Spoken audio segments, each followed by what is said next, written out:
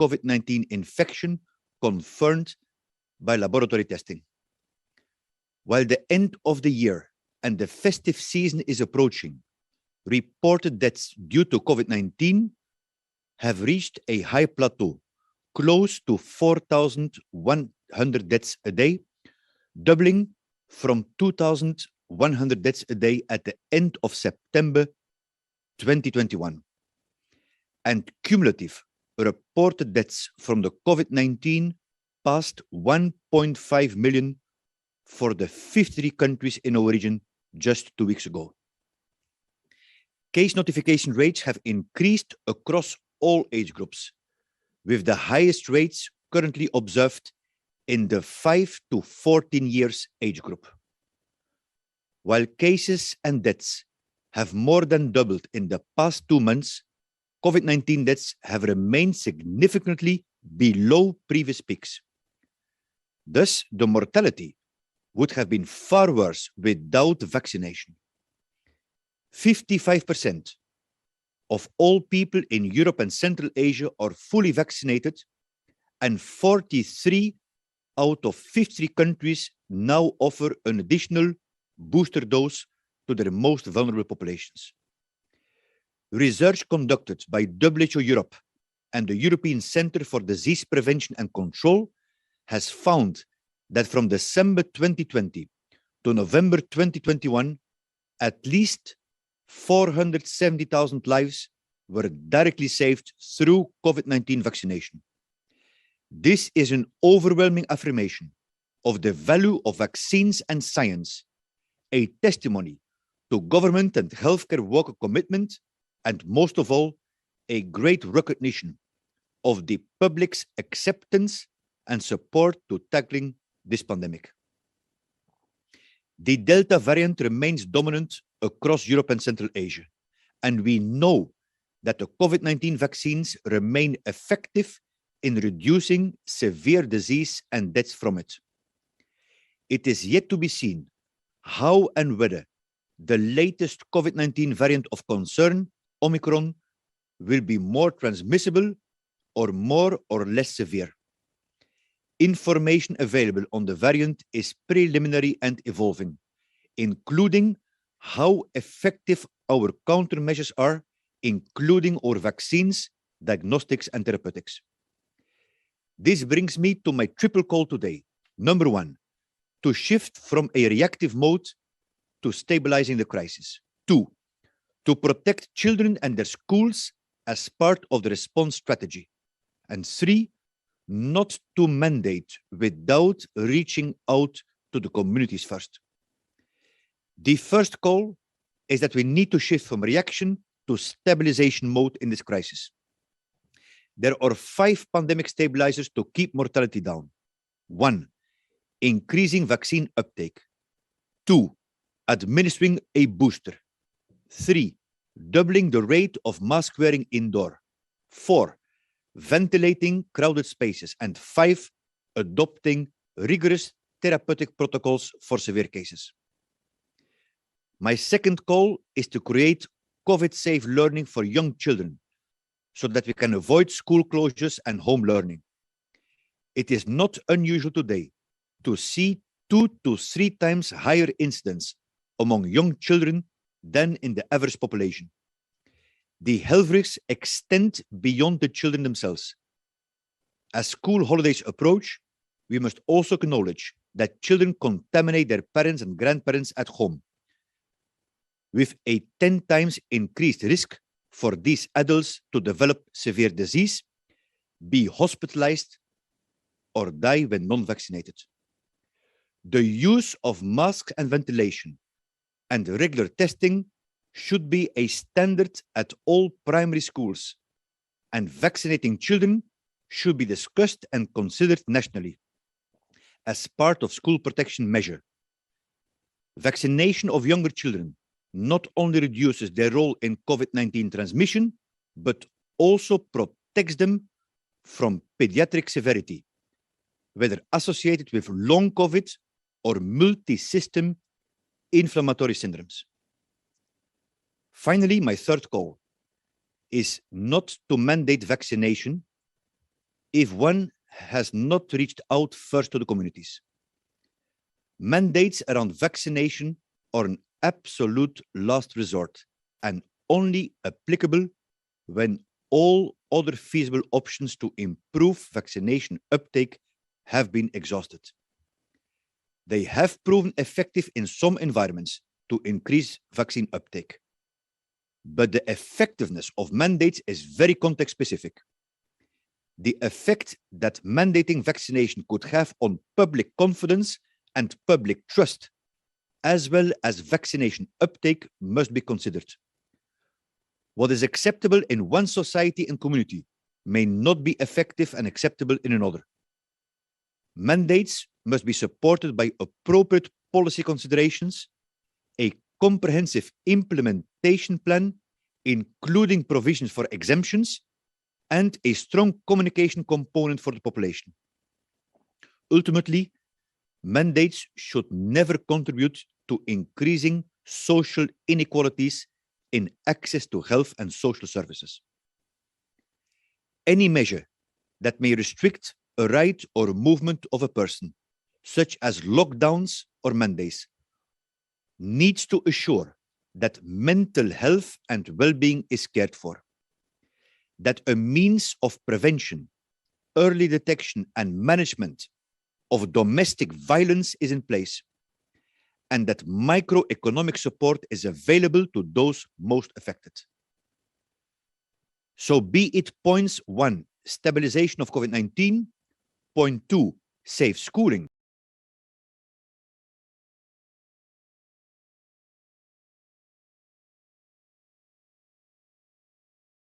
the cornerstone of the response. Omicron is in sight and on the rise, and we are right to be concerned and cautious.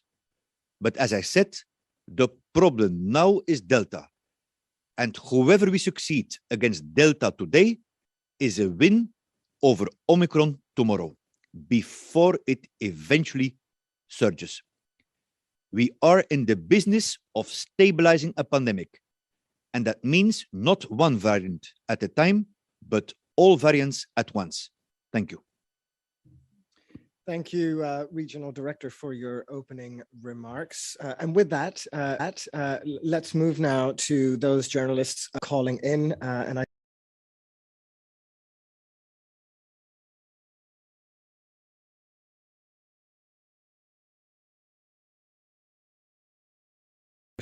Good morning, Dr. Kluge. Would it make sense, for instance? Thank you, Johanna. So the principle is that we have to do everything possible to convince the people.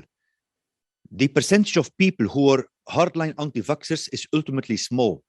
Often the people have legitimate questions, and the communication and information is very important. Of course, it's also true that without vaccinating the healthcare workers, we're not going to get out of the acute crisis of the pandemic. Workers are in close touch with many vulnerable people. Several ministers cautioned me to anticipate that if the vaccination is mandatory for healthcare workers, that it should not drain the last group of nurses who are still in the hospitals. But of course, we need to do everything possible to increase the vaccine uptake within a legal and cultural context of each specific community and country. Thank you. Thank you, Regional Director. Dr. Datta, would you like to add anything? Thank you so much, Banu. I think Regional Director outlined the considerations very clearly. And Johanna, just to reiterate what Regional Director has said, it is extremely important that when we talk about the healthcare workers, we also need to really look into the drivers and barriers of vaccination in that population group. What is driving some of the healthcare workers to receive the vaccine in some countries or within the country, but also what are the different constraints that they have. If they have any concerns, And I think, as we had been telling in several of our press conferences, that healthcare workers in the COVID-19 vaccination are the central pillar. They either make it or break it, because they receive the vaccines by themselves and they also provide. If they are not convinced themselves on the safety of the vaccine, effectiveness of the vaccine, they will also, it's unlikely, they will promote this vaccine to the other recipients. In terms of, I think, protecting the healthcare workers is extremely critical. As you have heard the Regional Director say, that they will ensure that the health system functions in its own capacity. This is also important that there is a role to protect the vaccines and the healthcare workers in their own capacity, but they also have a role and responsibility to keep others around them safe. So I think it's extremely critical that we keep the health system running. Thank you, Anu. Thank you, Dr. Dutta. Going next to the AP's Jamie Keaton. Jamie, please ask your question. Good morning. Nice to see you all. Dr. Kluge, I had two quick questions. The first is, you mentioned children in schools. In Switzerland here, we just had the government decided against mandatory testing in schools because the regions resisted it. And I'm just wondering, because it's logistically very difficult. So my question is, how do you square that circle to encourage schools to be testing regularly for vaccines for COVID-19? And if I could just add really quickly, how encouraged are you, are the signs that that Omicron may not be as severe as it may have been first thought, as Dr. Fauci and others have mentioned? Thank you so much. Thanks, Jamie. So on the testing, so we have the 5 pandemic stabilizers, but testing is not just a stabilizer. Testing is the cornerstone. We need to know where the virus is and where it is spreading, and it needs to be free of charge. In some countries, this poses quite a considerable financial burden on the people. So testing, contact tracing, quarantine remains really a cornerstone to push back this pandemic. Second, on the Omicron, we need a little bit more time.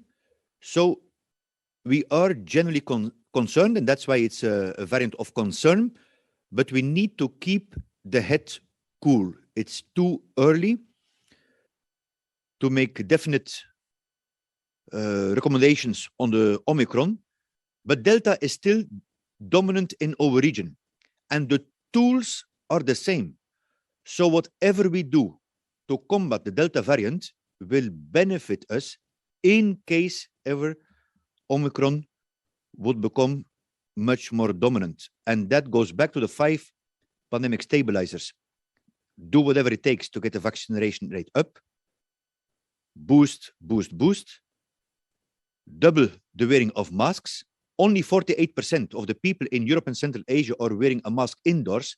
If we would get to 95%, like in most of the Asian countries, we could save 164,000 lives by beginning of March. 4th, ventilation, particularly in schools.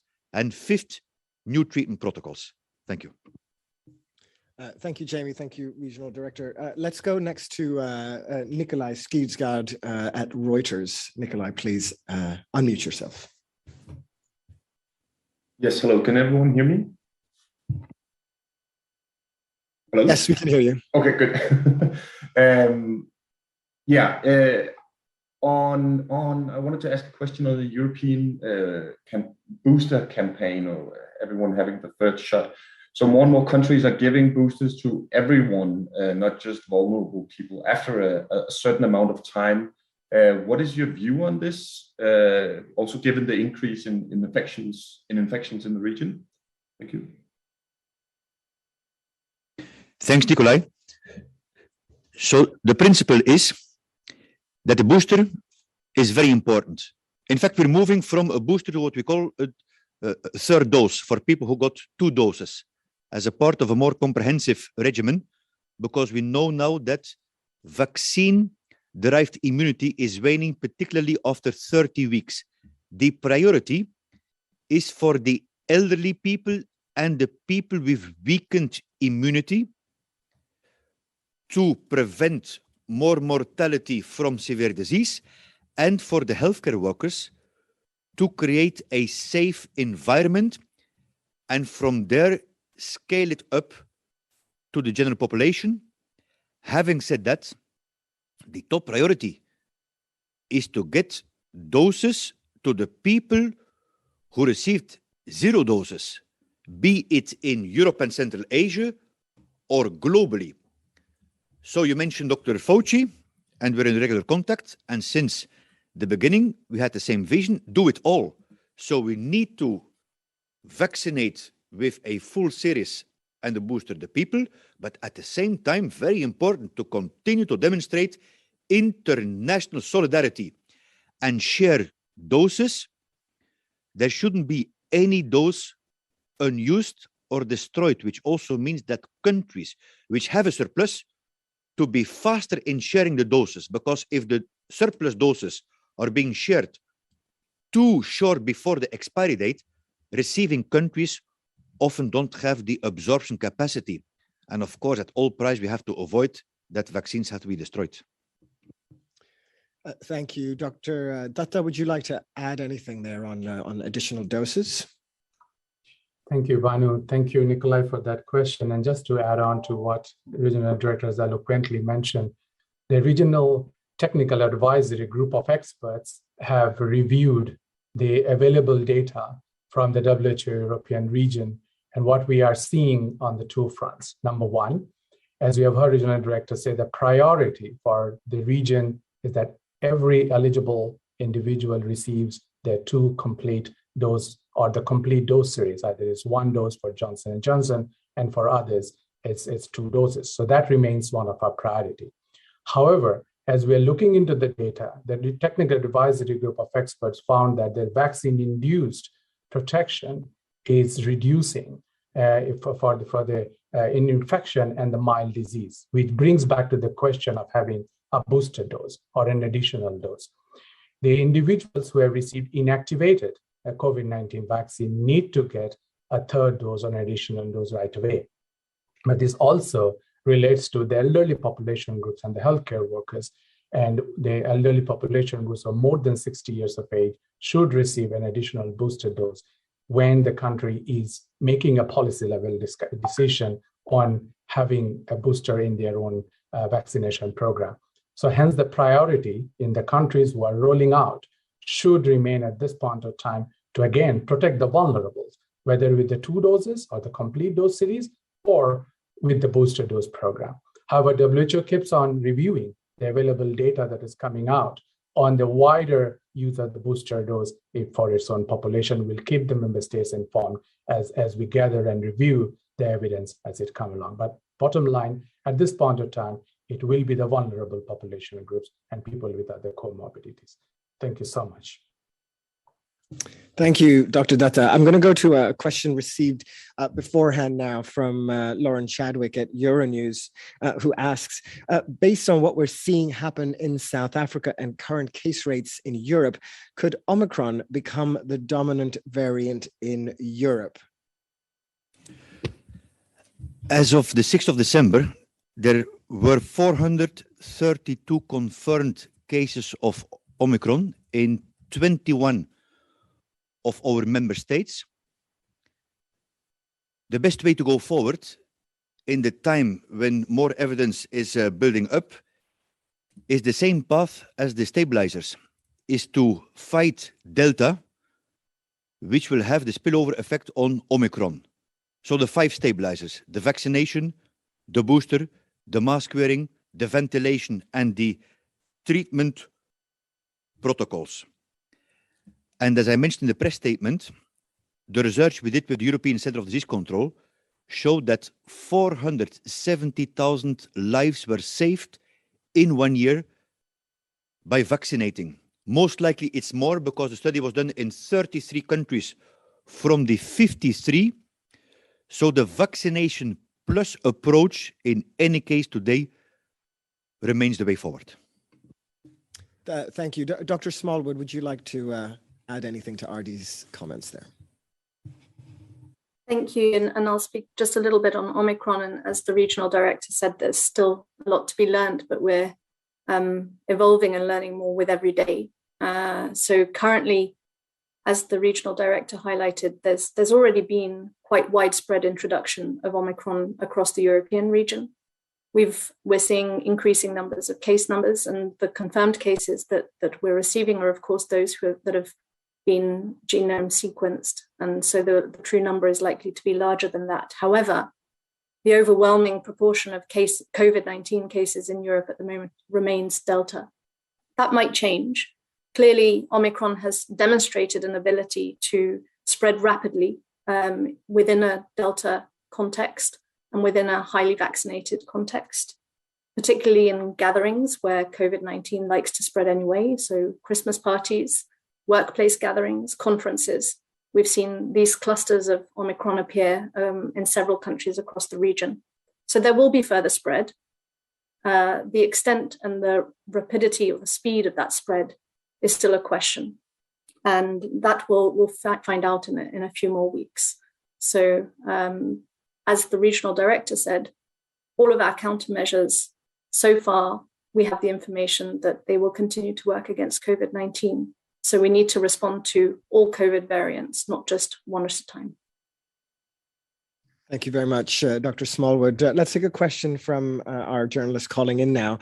Sarah Newey from The Telegraph, if you could unmute yourself, please, and ask your question.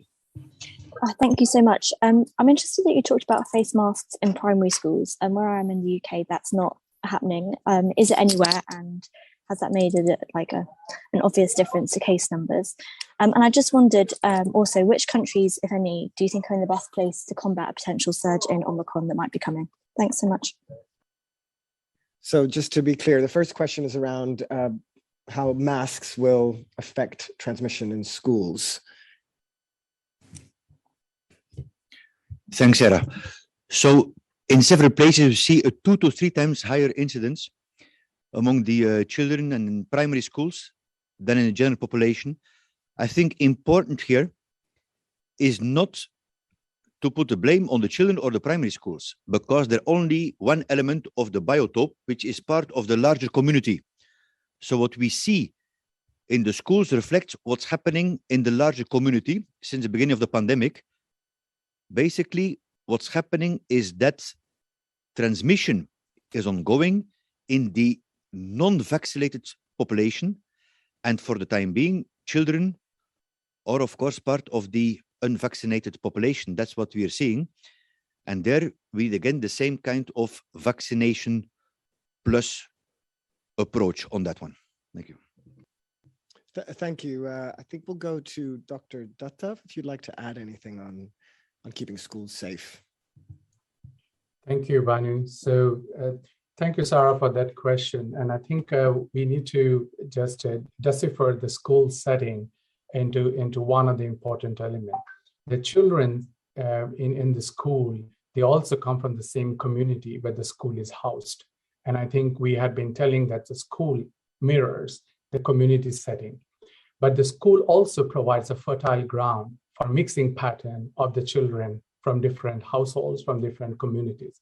So and I think it is prudent that we look into the school environment and the children as a setting where they need to be protected from. And also remember, in the same school, we will be having children who are vulnerable, who have got some underlying medical conditions around it. So the practices, the public health and social measures, which are hard in a school setting to imply to, but I think that's extremely important, including what we are now discussing closely with the vaccination of the children.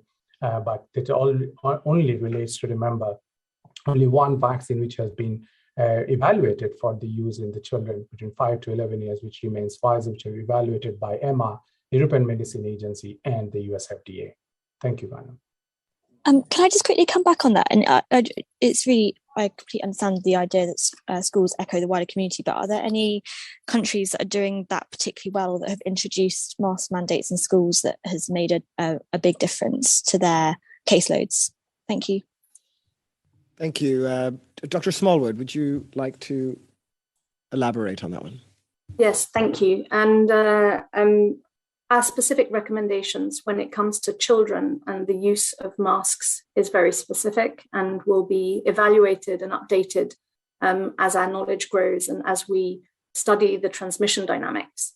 For the moment, for primary school aged children, we recommend a risk assessment-based approach on masking for children. For children over 12, we recommend that the same policies are applied for children as they are for adults based on the local situation and context. So for schools, when we take a risk assessment view, you can't take masks in isolation. Indoor ventilation is incredibly important, as well as how well spaced the children are and other measures that are put in place.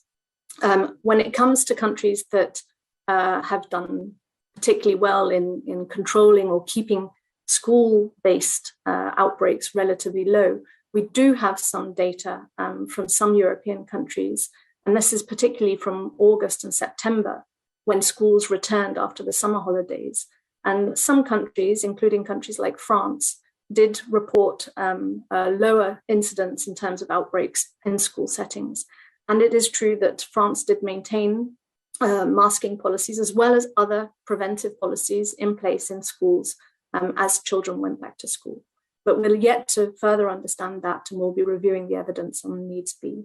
In terms of the second question on surge, it's very simple. The countries that will be in a better place if Omicron indeed does outcompete Delta and spread to become the more dominant variant, the countries at an advantage will be those that are at an advantage right now, seeing lower transmission, stable transmission, with an ability to implement both high vaccination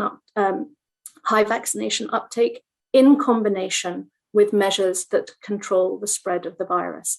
And that needs to be done while maintaining public support, public trust, and confidence in the measures that are applied.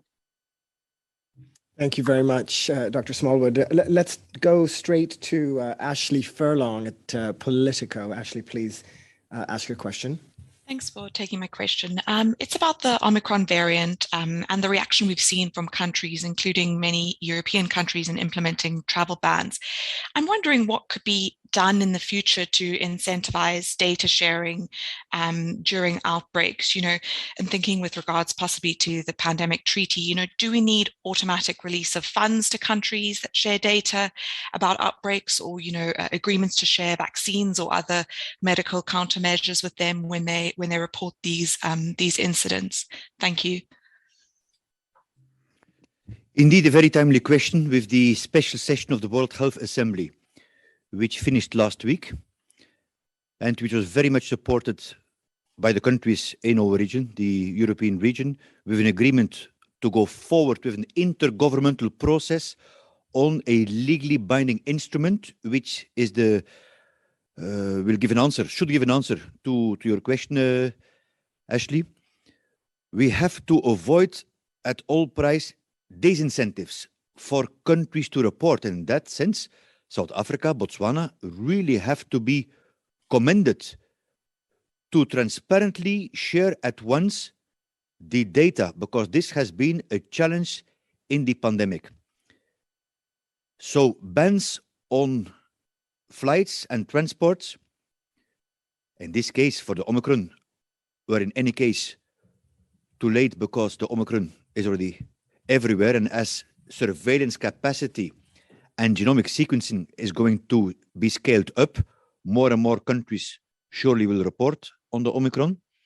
Of course, at the very beginning, at a very early stage, it can give a little bit of breath to the countries to put measures in place at what we call the points of entry, and also to prepare the health systems better, particularly countries which are already overstretched.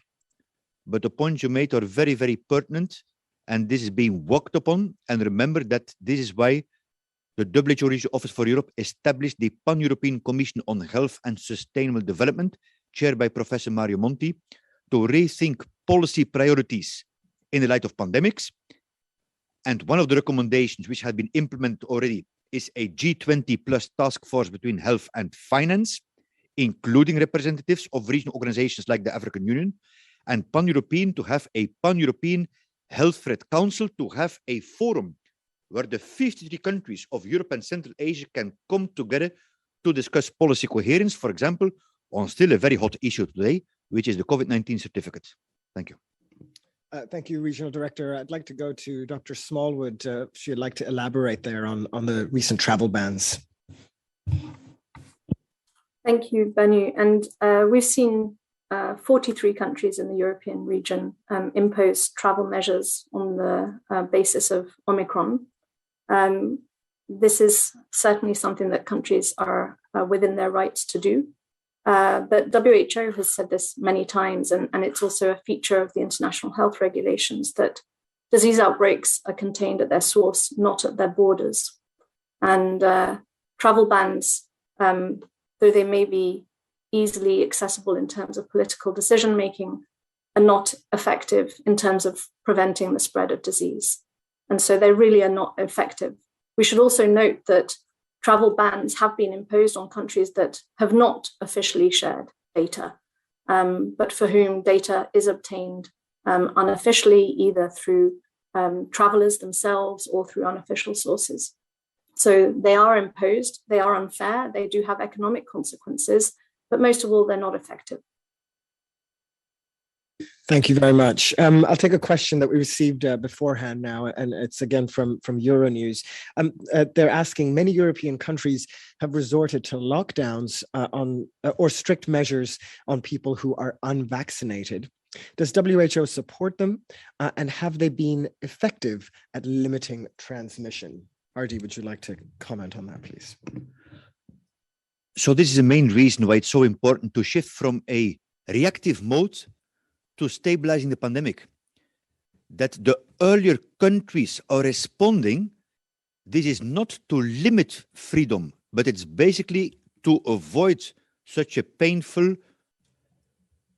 individual and economic measures as a lockdown. So that's why it's very critical to go down what I call the vaccination plus path, to vaccinate, booster, but also implement all the other public health and social measures. Now, of course, extraordinary situations require extraordinary measures, and it's again a country's competency and decision to do so. The lesson we learned is really to safeguard as much as possible the mental health of the people, not at least the youth, but also the healthcare workers. We know that anxiety and depression is really skyrocketing. This is number one. Number two, in any crisis, we know that domestic violence is increasing, including domestic violence to children, intimate sexual violence. If schools are being closed, we saw that the calls from schools to call centers to have an alert that there may be a problem in domestic violence for children decreased with 1/3, so this is an alarm signal. And then third, there's also a need for microeconomic support, very targeted for those people who are affected most. Of course, they do work, but there has to be the balance between life and livelihood. It has to be tolerable for the people, but discriminating between vaccinating and unvaccinated in tough ways, have to be very careful that this does not increase tensions in the society, and we see already quite some violent protests.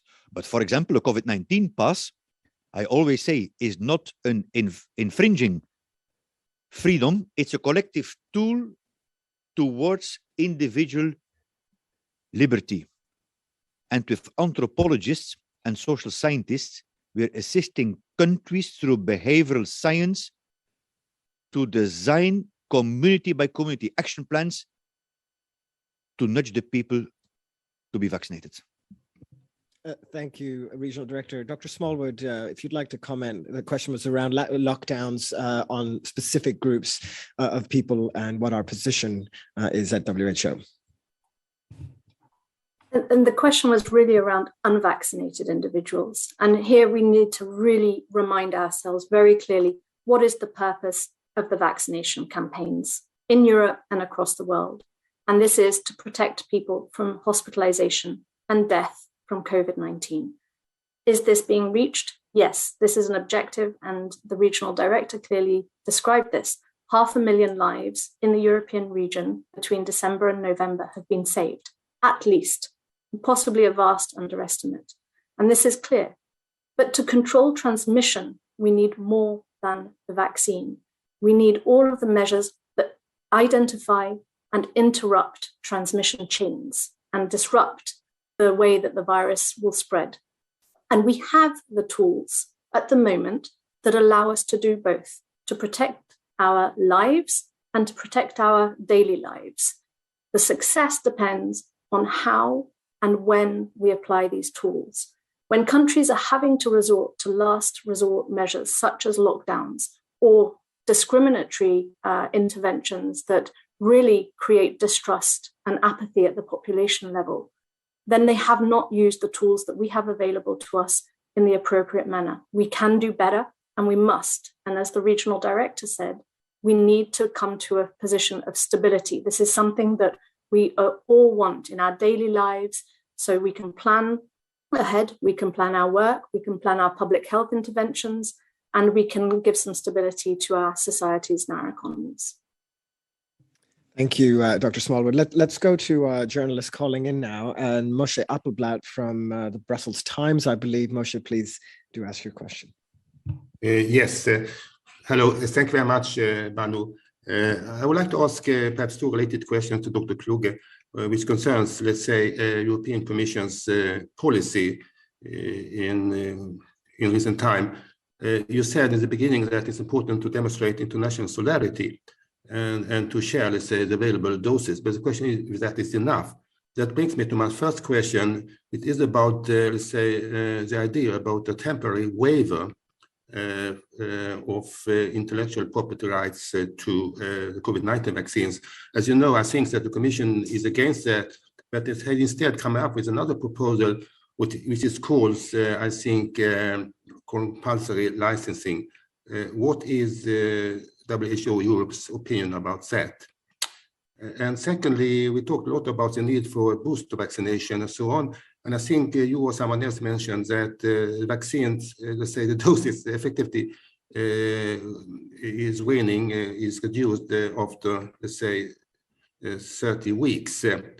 But recently, the Commission proposed new, let's say, travel rules, which would, let's say, extend the validity of the, let's say, 2 doses vaccinations up to 9 weeks in order to give EU member states enough time to launch the booster vaccination.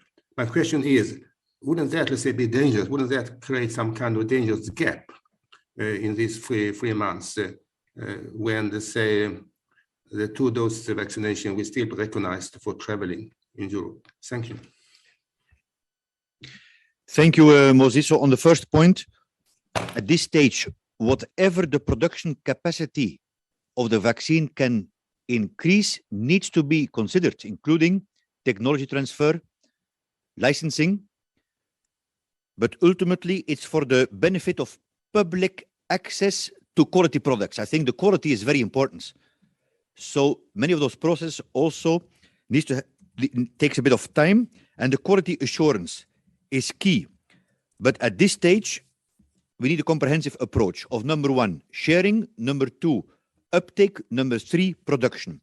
So again, any tool to increase production capacity is to be considered for the benefit of public access to quality products.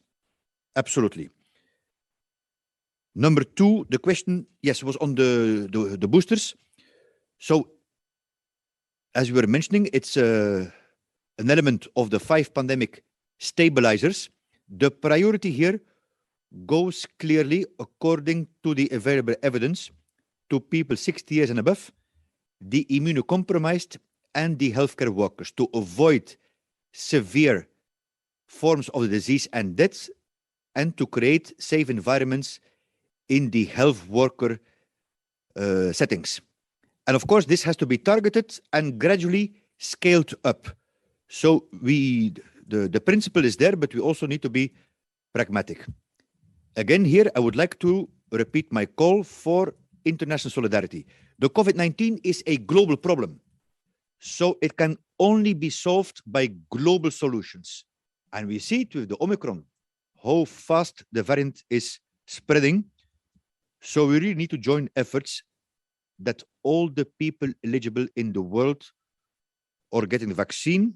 The targets are 40% by end of the year and 70% by mid of next year globally. Thank you. Thank you, RD. I think Dr. Datta, would you like to elaborate on that, and in particular that move from 6 months to 9 months when it comes to being recognized as vaccinated? Thank you so much, Banu. Thank you, Mose, for asking that question. So let me outline two very important principles that we should be all aware of. WHO has reviewed the available vaccine and its own effectiveness. It is still very effective. Let us not forget about it. It's still very effective in reducing severe diseases and deaths.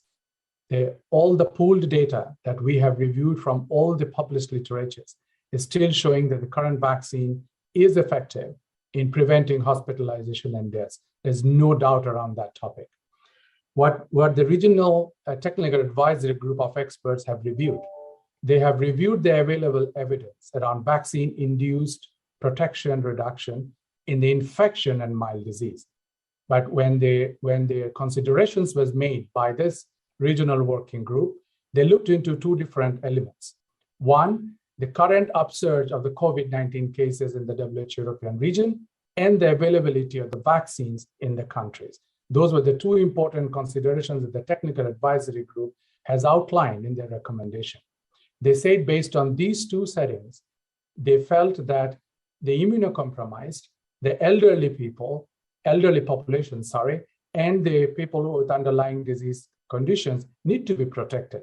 And I think that goes back to the primary point, that the vulnerable should not be left behind.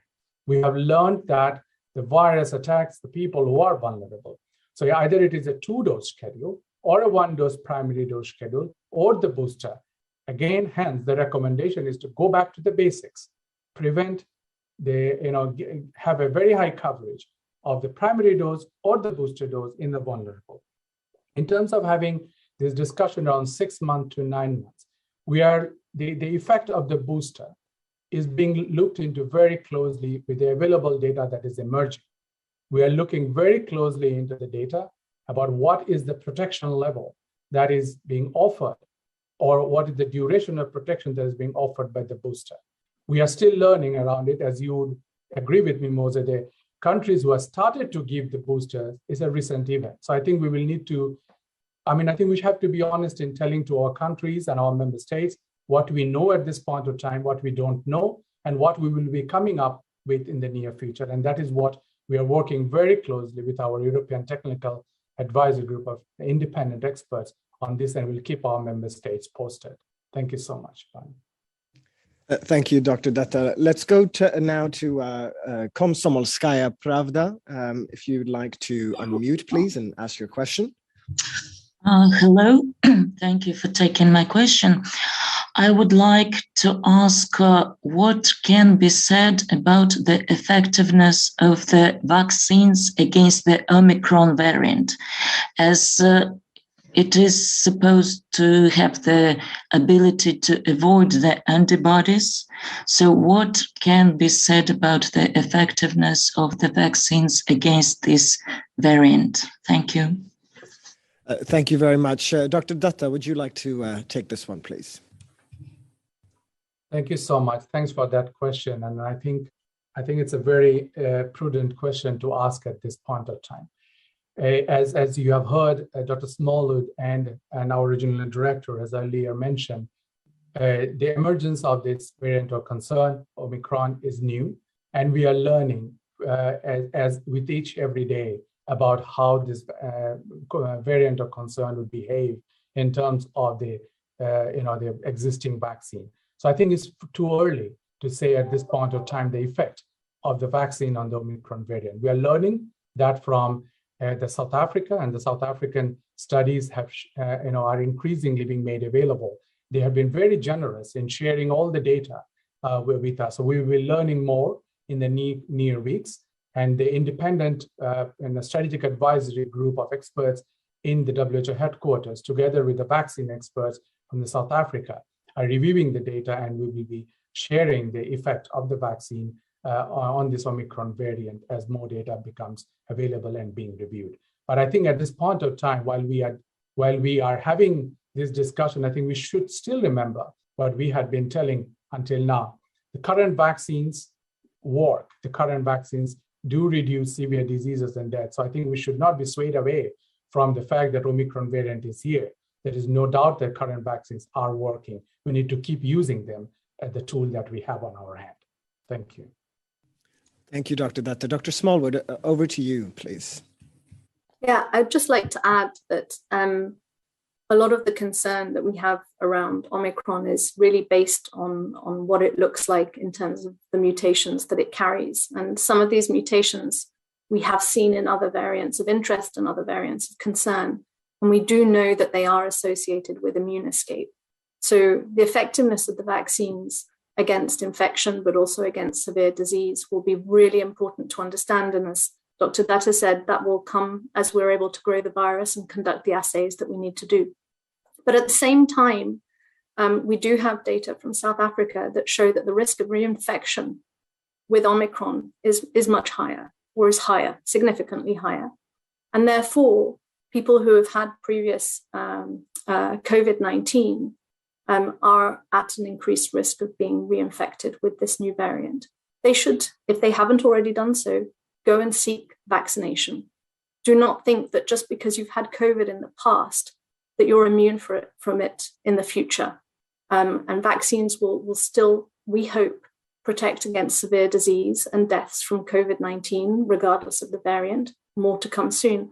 But we really need to take what actions we can take right now to reduce our own risk to COVID-19, both the acute forms and the long forms, so the post-COVID syndromes.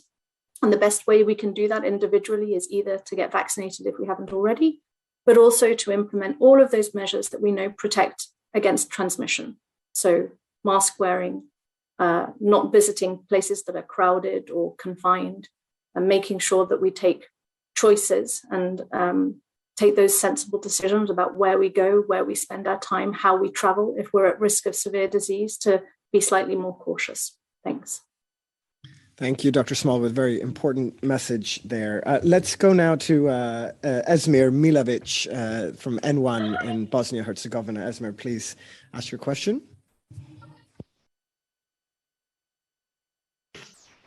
Good morning.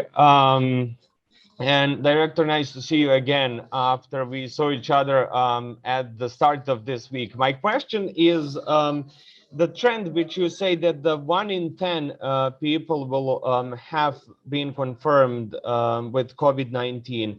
Should we expect to see that trend worsening in the months to come if we don't listen to your recommendations? And my second question is, the Wall Street Journal this morning is writing that the pills production could be pushed months away and would not be available to mid or low income countries in the future. So should we take the lessons from a vaccine production to increase that and ensure that we will have them in time? Thank you. Indeed, very nice to see you again, Esmir. And on the first point, it's good to remind what the vaccines are doing and what they're not doing. So the vaccines are doing what they promised to do. It means to protect against severe disease and death, and thereby also preventing a collapse of our hospital system. But it's uncertain how much they interrupt transmission. So definitely, if the measures, and particularly the 5 stablers, are being delayed, absolutely we'll see more infection. And that's what we're seeing already in countries delaying implementation of the measures. Number 2, again, good point on the drugs, on the medicines. This comes back to an initiative that the office here started, the Oslo Medicines Initiative, to have a public-private partnership aiming at a equitable access to expensive medicines. And that's absolutely essential. Having said that, we should also remind that some of those drugs, even if they're expensive, they are less expensive, dear Esmir, than 1 day in the intensive care unit. So in that sense, we had this development also, and the antivirals on HIV/AIDS, which are terribly expensive in the beginning, and then through a global effort involving civil society, public-private sector, a drastic reduction in the price. So the price of the medicine should not stand in the way. Thank you. Thank you, RD. Dr. Datta, and then Dr. Smallwood, please. Yeah, thank you so much, Esme, for asking that question. And you have outlined and eloquently connected this both to therapeutics with vaccines. And I think the first point would be we need to learn very vividly from what we have seen from the vaccine inequity, both in access and in moving forward into the production. Regional Director has mentioned about in one of his previous response. There has to be short-term, which is vaccine dose sharing. We cannot afford to wait until the vaccine is being produced by different countries or the vaccine manufacturers. The second would be obviously making sure that the technology transfer happens both for vaccines and also now for the therapeutics. But remember, these things will not happen overnight. The important element is that we do see that what are the short-term measures, the midterm interventions, and obviously in the long term, which relates to capacity building, availability of the resources, and including the technology transfer that we are already seeing within WHO's global effort. The last point I would outline here, there are tools available. The technology transfer is just one of them that WHO is engaged with. We are very much engaged with the capacity building at the local level, because just by giving a technology transfer will not happen overnight, because we want to see that either it is therapeutics or it is vaccine. We need to ensure there's a quality being offered or ensured in those production lines and moving forward. Thank you. Thank you, Dr. Datta. Dr. Smallwood, over to you, please. Thanks. I think we need to make this simple and remind ourselves that as a global human population, a global community, will come out of the pandemic together. And we won't do that if the COVID tools are not three things: available, accessible, and affordable. If those three things are not met, we will not do it. And I think there are some key interventions that, a lot of attention is placed at these high cutting edge technologies, but there are key interventions that are not expensive, that are already widely available, but that do require us to organize ourselves a bit better. Ventilation, clean air, the use of masking where appropriate, the use of other tools that are available to us, collective behaviors, trust, organization, and these things really need to be brought to the forefront. In terms of the question around 1 in 10 people in the European region who will have had a COVID-19 confirmed infection, at the moment, our case incident rates in Europe are higher than they've ever been before. So yes, that number will continue to climb, and it'll be a matter of choice, not chance, that it'll come down. And it's only in the past week that we've seen the first sign of stabilization in the European region, and we need to bring those numbers down. It's last year that we saw some of our most devastating peaks over the Christmas and New Year period, and we need to avoid that from happening again. So there are measures that need to be implemented right now in order to take the choice at the policy level, at the community level, and at the individual level to bring cases down. Thank you very much, Dr. Smallwood. Regional Director, I'd just like to give you the floor for some closing remarks, if you have any. Thank you, Mano, and everyone for participating. So to repeat our triple call, to shift from a reactive mode to stabilize the crisis, there are the 5 pandemic stabilizers: increase the vaccine uptake, administer the booster, double the rate of mask wearing indoor, ventilate the crowded spaces, and adopting rigorous therapeutic protocols for severe cases. The second call is to protect the children and their schools as part of the response strategy. If schools are to be closed, then absolutely there's a need to take care of the children of the healthcare workers and children with special needs like autism. And the third goal is not to mandate without reaching out to the communities. First, I wish everyone to celebrate, but to celebrate safely like we have been doing before. Thank you very much. Stay safe, stay healthy, and stay positive. Thank you very much, Regional Director. On this note, let me close the press briefing for today. And as I said, thank you to the Regional Director. Many thanks to our panelists, Dr. Smallwood and Dr. Datta, for joining us online. And thank you to you, members of the press, for joining the press briefing. If you need additional follow-up, please do contact us by email using the details that were provided in the invitation. And as always, stay healthy and take care. Goodbye.